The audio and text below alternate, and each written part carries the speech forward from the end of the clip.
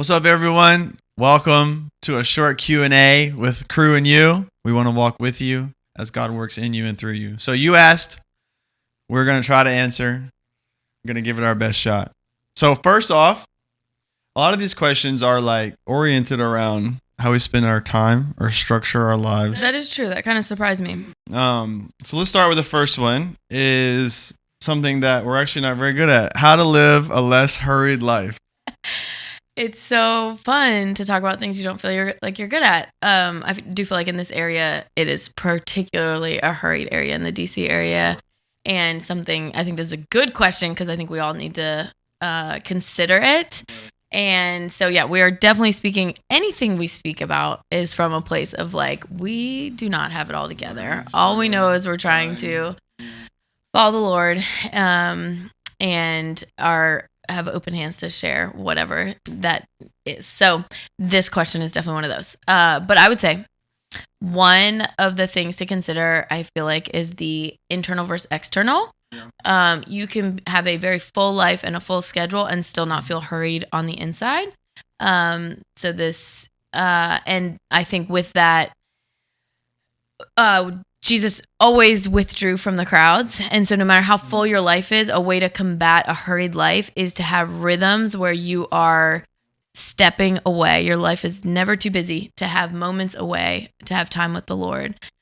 So fighting for those things to have rhythms of renewal where, not only time away with Jesus, but then also what your margin moments look like. Are you feeling every second you're in the car? Are you feeling every second until your head hits the pillow? Like, are there ways to kind of decompress your nervous system, your mind, your soul, to have rest in the Lord apart from how full your schedule is? So I would say our schedule is very full. But the goal would be to not have a posture of being hurried through that schedule. Right. And then also living just intentionally, not reactively. So having these moments set apart to kind of take inventory of your days, like I say a lot, I feel like, or your seasons, and have markers in the sand of, okay, every 3 months I'm going to reevaluate what my days are like, where God has me, where I'm serving, where I'm working, where our family rhythms are like, and within that, find ways to maybe pivot instead of just being in this rat race that never ends. Right. Yeah, I feel like there's a difference between being busy and being hurried.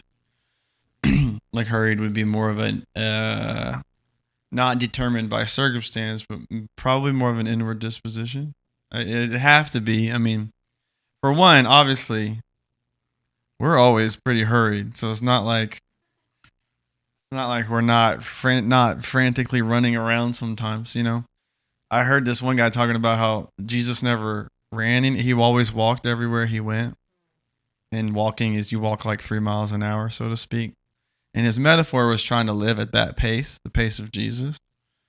But I'm also like, Jesus lived in a small town. And he grew up in an environment that was not similar to ours, with cars and all the different things, planes, schedules that we have to navigate. So I do feel like, as much as we want to model, obviously, everything that Jesus does, there's a little sneakiness in there to try to make people feel bad or, slow things down in a way that is not actually possible in 2025, living inside the Beltway in DC. So I do want to give people some room and grace to say, you probably are pretty hurried, and you probably have, a lot of you, good reasons to be moving quickly through the world. And although we can learn to manage that, I just feel like the world around us, everybody's like, you need to slow down, you need to, health and wellness, and da-da-da-da-da-da-da. And if Jesus moved at 3 miles an hour, then so should you. And it's just like, I don't think that's realistic. So the idea of being more like you say all the time, to strive externally while resting internally, it's because, I run a lot. I mean, I run for actual exercise, and then we're running to the car. We're running to the field. We're running into this. We're running into that. So I don't think that necessarily needs to change. I don't know. This is a whole diatribe on that right now. But yeah, in that whole book, The Ruthless Elimination of Hurry, I get it. I totally get it. And I do think people need to be more at peace internally. Like you said, you cultivate rhythms. It's just the kind of idea that, like, do your circumstances define you, or do you define your circumstances? Like, all right, if you're in the middle of stressful situations, are you always stressed? Are you able to bring the peace of God into that? Like, if the world around you is hurried and your schedule requires you to hurry, are you able to walk in peace and like contentment and wisdom as you move quickly through the world? So I feel like we're so often wanting to change the things around us without changing the person inside of us that would actually enable us to move quickly if necessary, while also not being a hurried person. That's really interesting. I feel like we've actually never talked about this, because I wouldn't necessarily expect you. We just live it out like that. I mean, for one, you have an unhurried posture in general. So even when you're rushing around, you Sure, my inward disposition is not. It's just obviously the Lord in you, I'm sure, and also just like your disposition, your personality, your countenance. I also just don't care if I'm late or any of those other things. So that probably helps me not be hurried. But it does seem like a life designed by the Lord would be one with margin to seek Him and know Him for our, and so Right. that may be taking personal wisdom from the Lord as you seek Him in His Word, to know Him and know your life, to really see what God has for you. Because I do think there's probably a lot of room for us to navigate the world we're in, but not be of it, to be even countercultural in how we navigate and handle these things. Right. So Right. a little bit of a both and. For sure. Live less stressed, live less rushed. I think the Lord would want you to stop and see that person at the grocery store and make eye contact and talk to them. 100%. Be present where you are. Yeah. Live outside of your phone. And your life might be full, and the Lord can use you in that too without feeling stressed and rushed. Totally. And I do think there probably are some practical, like, one, I feel less frantic inside when I do get right with God in the beginning of the day. So it is just like if I wake up a little bit later, or the kids wake me up, or like we just get going, I do feel hurried all day. Even if I'm not, my insides are frantic. I'm not at peace. And that is almost to the T every time. If I miss that time or don't get it like I need it, if it's more rushed, like you just flip through and you read a little bit. So it is like, if you want your day to feel unhurried, you got to get with God in the morning. I just feel like that is non-negotiable. And then it is like, okay, my time in the car can feel like I'm hurrying to the next thing. But if I replace that with like worship or prayer, or a time for me to learn more about God, it does feel less hurried. Like it's kind of like, if you're always scrolling or filling that space with things that aren't life-giving, you are going to feel way more hurried, chaotic, frantic, when if you were doing the exact same schedule, but you started the day a certain way and you filled those spaces within it with more life-giving activities, I do think you'd feel. So that is like a practical, like you can be super busy and moving quickly through the world while doing so in a way that keeps your inner spirit well. Yes. And before we go to the next one, with kids, I think the answer is just start way sooner than you ever think you need to. Yeah. So to not be hurried out the door, it takes a lot of like backwards time game of to be out for church Sunday morning. I start Saturday night. To be out the door by 9 a.m. I'm thinking the night before and preparing on any day I have to be out beforehand, setting up things in advance. And sometimes we're too tired and that's not possible and not worth it. But in order to not be hurried with your children, which also isn't good for them, it just takes so much preparation, which then is worth it, but it can be hard. I'll just kind of add one more thing to this, because I do think that, I guess in pastoring and everything, there's such like a lean or a bent towards over worrying about being hurried, stressed, or burnt out, like always on the edge. When I saw, what was the guy that I saw the other day who said, you showed it to me. Some people are talking about being burnt out when they haven't burned up yet or something. I think it was Grant Skeldon. Yeah. I'm not sure. Yes. So I guess I'm always pushing the other way a little bit to say like, well, you should be hurrying to get busy for Jesus. You should be hurrying to share the gospel, to show love, to serve. You should be hurrying and stressing and burning throughout the day for certain reasons and causes. So, anyways, I feel like the whole rest and non-hurry aspect can get twisted into a lack of urgency or willingness to burn, or accepting that if I'm going to be called by God in all these spaces, it is going to require that I move quickly throughout the world.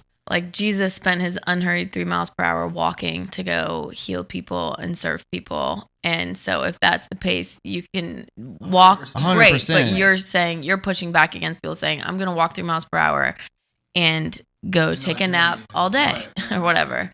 I think if we lived Jesus' life, we would complain about being hurried. Don't you think? Even if you moved at his pace, the franticness and the chaos and the pulling of the needs, I think we would. Now, Jesus obviously does it perfectly. Yeah.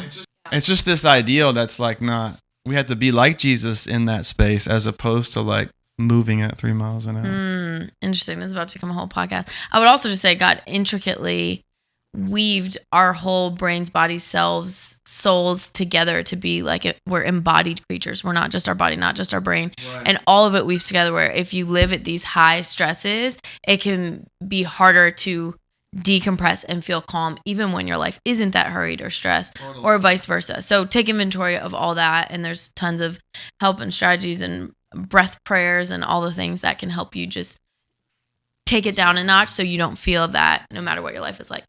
Okay, how do you practically connect when raising kids? We give high fives to each other while we separate ways and divide and conquer and go to a football field and a baseball field. So, yeah, for context, I mean, we have 1-year-old, 6, 7, 8, 10. No, 6, 7, 8, 9, 10. Is that right? 6, 8, 9, 10, 13, 16. So we have the little one and we have the older one that's up late and having Nate run all over the DC area to give her rides late at night and all that. So we definitely understand this question in a way that it is not a lot of space for Yeah. hanging out. Yeah. If you have littles with bedtime, use after bedtime. Enjoy that. Yeah. But I think I would just say get creative.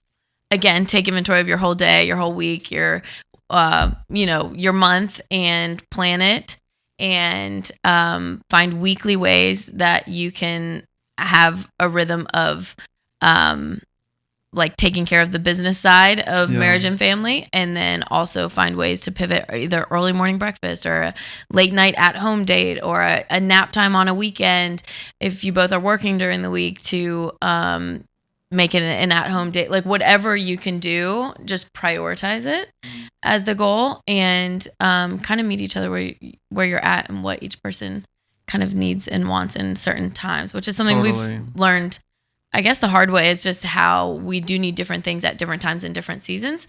And the other spouse can be like, wait, you didn't used to need this or want this. Right, no, that's true. Life changes or our needs changes. So it's constantly that verse, living in an understanding way to just be understanding of what the other person's asking for, even if it's not what you need. You might need more time. The other person might need less time or whatever. And that might change, Yeah. That's a good point. I think I heard Tim Keller say that he was married to 5 different women. And the idea, he was only married to one, and the idea being that she changed significantly several times. And so did he, and it was his marriage advice of like, what worked one season might not work the next, or the kind of way you dealt with each other one season doesn't just copy paste into the next. Like, we changed, seasons change. So it is like the way you might have connected when you first got married is not the same way now, or the emotional needs the other person might have had, or all that stuff. So it is like season by season, evaluating, being on the same page, trying to communicate about what the other person needs. Yeah, and I think just showing each other you're willing to sacrifice other things to prioritize that time. And also, it's so many times where it's like, this isn't ideal. It's that same striving and resting thing I always say of like, you can strive to connect more and also understand the stage you're in maybe isn't ideal for that. So you're going to pray that the Lord unites you guys. You're going to, reach out to each other more than usual during the day or text or whatever your capabilities are with work and stuff. Just to stay connected. Pray for that, strive for that, while also resting in the reality that like maybe it's a hard little stage, but never succumbing to that, always kind of pursuing each other. Totally. It's just like if you are married and I mean, it's just the attack is on the marriage. It is harder to stay married through all these seasons of life than it is to not stay married. And so you got to both be in the fight. 100%. No, the stats are against you for sure. So part of it's just intentionality and effort. It's the same thing with like people ask me how to spiritually lead or any of those things. It's to say, really, there's not really one answer at all. It's just if you would do something, if you would just try, like don't give up. You don't know how to lead your kid. Okay, try something, anything. You don't know how to spend time with it. Okay, try something. I mean, literally anything is a good starting point for like, okay, here's how we can get ice cream at 9:30 at night and talk for 30 minutes. I don't know, Yeah. Might be able to do a date night once a month. I mean, we aren't great at that. Get babysitters is probably the easiest answer. We speak from a place of having very unique needs in our home that also make it challenging to accept babysitters, things like that. That has always been the case. So we understand the extenuating circumstances. We have those extenuating circumstances, and this is actually from a fellow foster family. So we know it's not easy, which is why we speak to, if you can do that, do that. My parents got a babysitter every Saturday night my whole childhood. And that said so much to us about the priority of their marriage and all of it, worth it, figure it out in the budget. We don't do that. We are supposed to go out tonight though. We are going out tonight. To celebrate 16 years. Medium rare, let's go. But that's my spot. Yeah. We are celebrating our 16 year, a few days late, but. It's not ideal, but it'll be fun. Yeah, I mean, we used to go on like these romantic overnight trips and stuff. Yeah. But here we are in this season. It's just not doable right now. Yeah. So we'll go out for dinner. Yeah. So, there are seasons for these things. Seasons, I do think, if we say seasons one more time. I think it's some kind of intentional effort. Yeah. But I do, the thing we always say about premarital counseling, just as and we've done this well, sometimes we haven't done this well, is that idea of a Sunday night check-in. Or just at least a weekly, like we're going to get on the same page. We're just going to have a set time that we know we have where we can make sure we're communicating about whether we're doing well or not, whether we need more or not, whether we should try to go out or not. So like days will just pass by and weeks and months will just pass by without any intentionality or effort. But that Sunday night check-in or a weekly, just like, it could be a 30-minute check-in. You don't have to go nowhere. Just to evaluate, like, okay, we really do need to get out this week, or we really do need, within the next month, to plan a time, or I really do need this from you, and I haven't been able to communicate that. I do think that time is super essential. Yeah, which is one of the other questions. How do you handle scheduling, planning time as a family? And I have been a big proponent for Sunday night check-in. I recommend that to everyone. That's just the time that works for us going into the week. Can also say Kristen does all of that. So does all of what? The scheduling, planning, family. Okay. Yes. Nate isn't. I mean, you keep up with all the planner, of it. But he. I participate. Helps us have fun. I do what you tell me to do. Well, with that, I think it is helpful, and I think there's different transitions, like entering into adulthood, and then this is from someone who's married or entering into having a baby, which is also this person that asked, there are these transitions to consider that there's some rub of like, who's doing what and how are we doing this, or how am I doing this if you're not married? And so to this, I would say it helps that we are well established in who does what, which has pivoted so much, which is something I thought I wouldn't talk about, like roles, whatever, too soon, but we have certain things that like one of us owns, but we both take part in. And so even with planning, I'm the one that has to nail us down to like sit down and plan. That keeps our calendar, shared calendar. That Sunday nights we're talking about our joys, our struggles, what they could do better, what I could do better for you, all that stuff. What's worrying me going into this week, how we can relieve stress or pressure from each other, how we can find pockets of fun or connection or whatever, what we have going on as a family. for us, that also takes literally all day, every day. There's just Yeah, so many moving parts with yeah. church, ministry, all of our kids, our lives. And so, you know, I was just talking to multiple people in our area that they're, the one spouse can't even access their phone during the day with the high security clearance and the jobs they have. So they have no contact during the day, which I'm like, maybe Nate would love that. But however it works for you. But we send a lot of texts or 1-minute phone calls of just like staying communicative, of what's working, what's not, where we need to pivot and all of that. And what I told Nate early on in, I think it was parenthood, was I just need to feel like we're on the same team. Our roles are different. Our days are different. Our lives are different. But on the home front, I just need to feel like we're on the same team. You don't have to be who I am doing what I'm doing. I don't wish I was doing what you were doing. There's all these concepts that we could talk about a lot more because I feel like every couple facing parenthood faces, but at least need to be on the same team. So he is really good at just having the buy-in to know what's going on in each of our kids' lives, what's going on in our life, even if that's not his primary role as the scheduler. Right. And so I think sorting that out, like who's doing what, and then always trying to relieve that role from the other person at the same time. No, I think that sounds we should like really spitball good. who does what one day, but not today. Very clear, defined roles in the crew was. house. The only other thing I would add with planning time as a family is just doing things together, even when it's less convenient or whatever. Like, we'll take everybody to a sporting event as opposed to leaving some at home. It's just the idea of like, we're all just going to do this stuff as much as we can, unless there's a conflict. Just try to do stuff together, even when it's more difficult, maybe. Another question. Yeah. Last family question. Family devotionals, rhythms, routines to disciple your kids.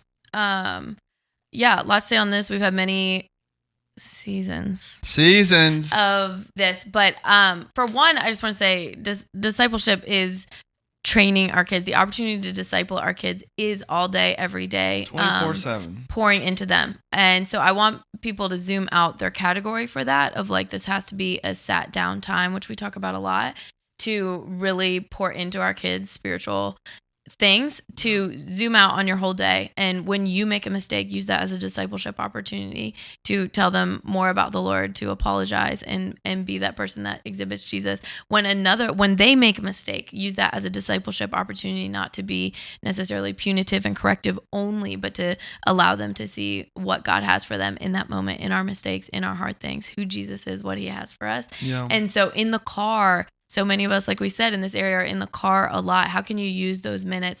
We do all sorts of things in the car. We spend a lot of time in the car, but some minutes, to pour in biblical truth and wisdom, or practice memorizing a verse, or looking at what songs you're listening to, what discussions it brings up. When they're talking about their friends or hard things or happy things, of how to celebrate with the Lord, or, all these ways to disciple our kids throughout the day. So like, expand your view of that. And then just the way you see the world at that point. Yeah. And the way you just navigate parenting in general, not with some high pressure or like stress, just like, but first that has to be the overflow of your personal walk with the Lord, or it's not going to be tip of tongue. You can't force it. Which is a good inventory also for yourself of like, that's not even tip of tongue. Like, I wouldn't even think like that. Then get yourself in the word, pick one verse to memorize and meditate on, to where you're like, this is going to come up all through my day, because that's what I'm thinking about. Right. To do that. And then we do a structured family time that Nate actually is surprisingly, because you're not the like, surprising that I structured time to teach my kids. No, you're not the one that like makes schedules happen. So Shocker. I'm usually the one that's like, okay, we're moving towards bed. Okay, we're heading out the door. But with this, you're like, y'all. Because reading the Bible is more important than going to bed, so I'm more strict on these things. Yeah, that's such a dad move.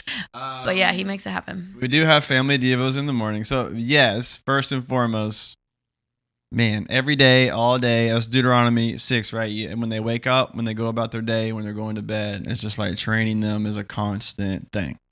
So it cannot be boxed in. But like anything, even like your own time with God, you do need time. It can't just all be flowy. You need a chunk, you need to focus, you need to teach. So we do have family devo time in the morning before school.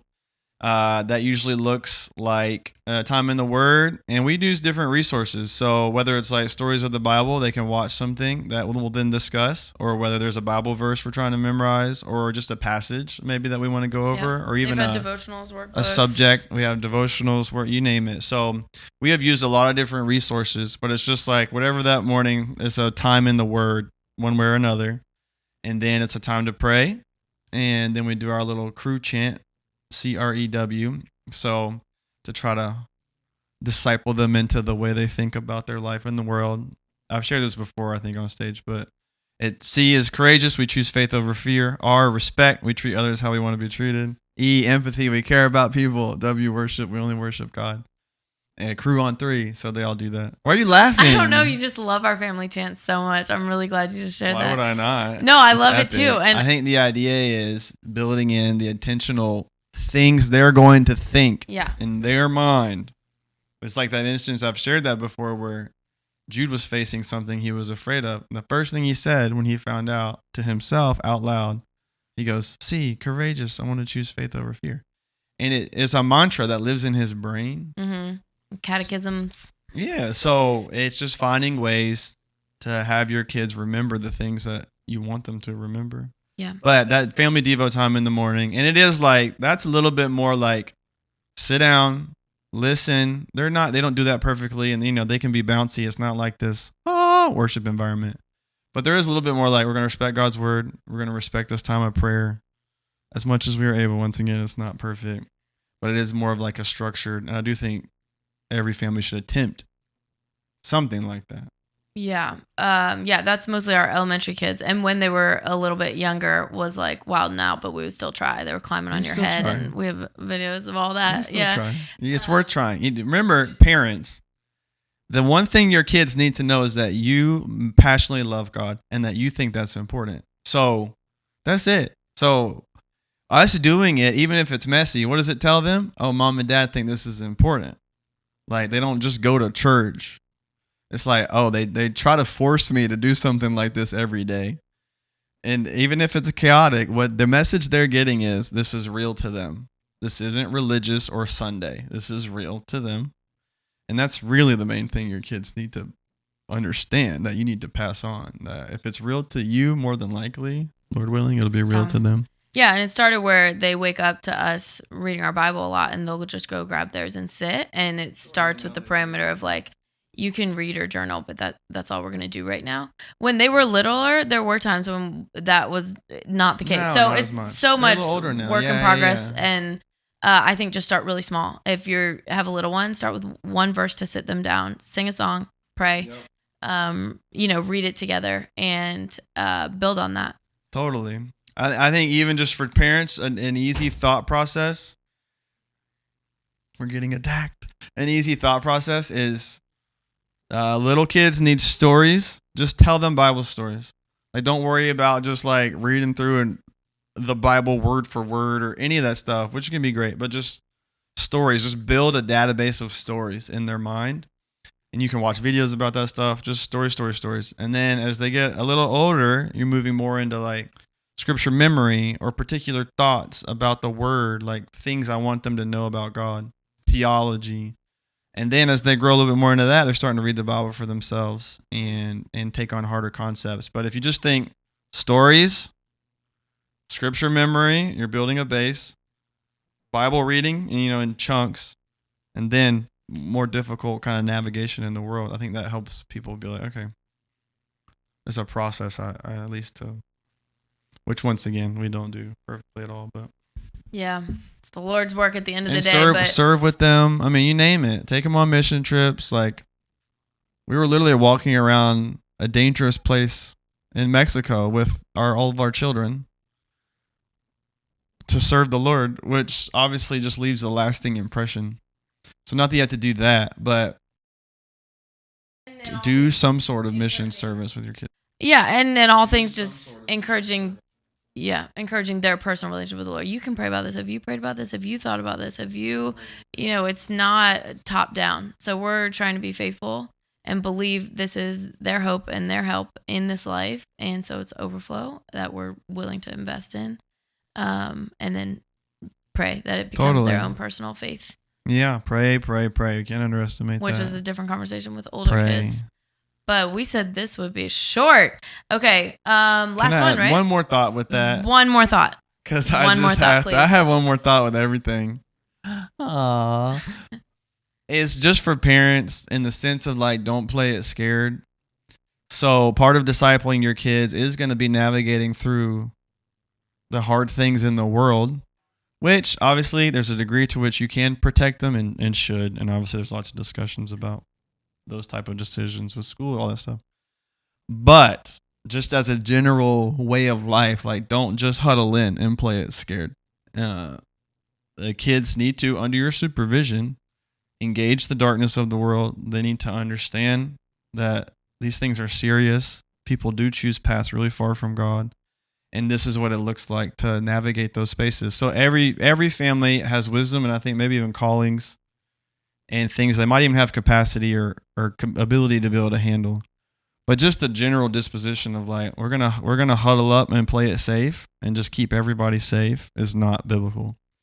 And the idea of okay, we will protect in ways that might be necessary, but we're also going to engage the world as a family.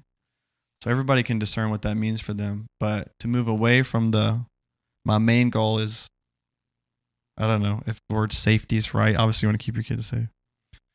But my main goal being preparation, that they can handle the world, So anyways. That was a whole conversation it's a whole thing, in and of itself. Yeah. Just a general gist of just be a little bit more engaging with the world. Don't play it scared. There's the Holy Spirit. And everybody discern. I'm not saying you have to do that a certain way, but. Okay, Christians and American Halloween traditions. That's all you need to go off Christians of. and American Halloween traditions. Yeah, what to do with that? Well, I'm not going to get into a whole shtick about this or all the different things. My only thing with this, you can listen. This is a freedom of conscience issue. If you don't feel great about it, don't do it. Like if you... Well, I think there's lines of a freedom of conscience. There is a line with Halloween. No. There's lines, but I'm just saying, okay, my perspective is Halloween is an opportunity to engage your neighborhood. So some people, like we live on a road that people don't come get candy from. They don't walk to our house because it's not a safe road to do that on. So it's just a busy road. It's a busy road, so they don't do that. So we don't have the kind of house that could create access for that. So we have to go into the neighborhood with our kids' friends and all that. And I view it as a time to build more relationships. It gives me access to everybody. You're not like Jesus juking everybody, but you're just hanging out with people, establishing relationships like a normal person and building rapport, And if a conversation happens to turn one way or if God opens a door, that's amazing. Obviously, there are lines. Like I would never let our kids dress up as a witch or stuff like that. There are things that I think are ungodly and unhelpful. And yes, let's just say this. If Halloween is satanic and full of demonic activity, let's just say that's what's happening, which certainly seems to be the case in obviously many ways. It's not just innocent. I understand that. Then what are Christians supposed to do? If there's satanic demonic activity and people are succumbing to this or participating in it, and it's not like you're going to a brothel or something where you are supposed to completely stay away. What are Christians supposed to do? And I think the idea that we would not engage is totally unbiblical just because it's wicked or ungodly or scary. What do you think about Ephesians 5 where it says have nothing to do with fruitless deeds of darkness? What does it say right after that? I don't know. Tell me. It says to expose them. So the light is like the phrase we use all the time is light is made for darkness. You don't turn light on. This is so important to me because it's all City Lights vision. You are passionate, people. He is passionate. You don't turn a light on when you're outside in the sunlight. You turn your iPhone light on when you're looking for something in the dark. Like light is light when it's in darkness. So the idea that I would need to be light in light is not what Jesus is saying, go be the light of the world. So the idea that I would expose the darkness and that I would be the light in that place. So I do think if you ran around like a witch costume and were being stupid like that, yeah, I think that's ungodly. So you're not sinful. exposing the darkness. In that case, you're joining the darkness. Right. If you have like a Donkey Kong mask on, yeah, I mean, that's a Mario character. Like, that's not the same thing to me. So I can pick appropriate outfits and we can go be in the neighborhood. And now I can talk to my kids about it and we can engage with our neighbors and be friendly. Or we can just sit in our house and not make a difference. You know, I don't understand the opposite of that. So passionate about this. Why, just the whole disposition that Christians run away from everything and just want to like huddle up and not participate. Well, and a distinction in this question, though, is that this is very cultural. This is an American culture of Halloween that other people in our community that is so diverse come in and are like, what in the actual world is going on? And if we stepped into another country with all these like dark themes and the Christians are like, let's go do it, you'd be like, hold up. Totally. So there is something to be said for this. Is there's a lot of freedom of conscience. There's a lot of assumptuous lines you're drawing that you're not stating, like the costumes you're saying. Like there's a lot of lines, decorations, all sorts of things that we're not even getting near. We do not decorate for Halloween, no. So yeah, no, we do not celebrate Halloween. That's a good phrase. We don't celebrate Halloween. We participate in some of the activities for the sake of engaging our neighbors. So yeah, you're right though. And I know some cultures, it is all negative.